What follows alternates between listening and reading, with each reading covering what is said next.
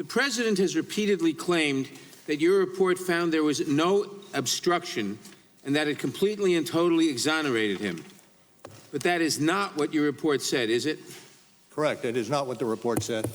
And now, reading from page 2 of volume 2 of your report that's on the screen, you wrote, quote, "If we had confidence after a thorough investigation of the facts that the president clearly did not commit obstruction of justice, we would so state. Based on the facts and the applicable legal standards, however, we are unable to reach that judgment," close quote. Now, does that say there was no obstruction? No. In fact, you were actually unable to conclude the president did not commit obstruction of justice. Is that correct? Well, we, at the outset, determined that we, when it came to the president's culpability, we needed to go forward only after taking into account the OLC opinion that indicated that a president, a sitting president, cannot be indicted. So the report did not conclude that he did not commit obstruction of justice. Is that correct? That is correct. And what about total exoneration? Did you actually totally exonerate the president? No. Now, in fact, your report expressly states that it does not exonerate the president. It does. And your investigation actually found, quote, multiple acts by the president that were capable of exerting undue influence over law enforcement investigations, including the Russian interference and obstruction investigations. Is that correct? Correct. Now, Director Mueller, can you explain in plain terms what that finding means so the American people can understand it? Well, the finding indicates that the president was not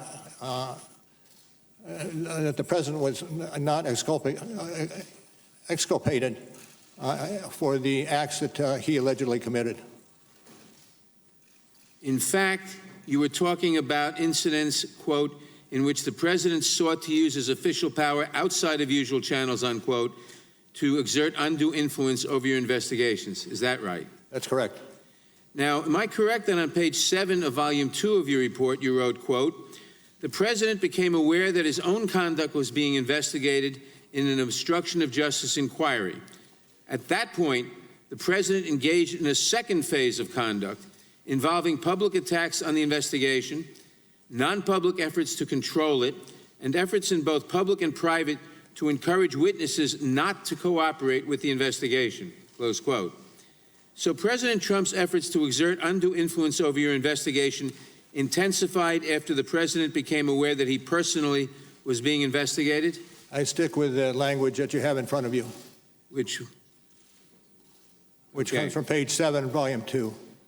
Now, is it correct that if you concluded that the president committed the crime of obstruction, you could not publicly state that in your report or here today?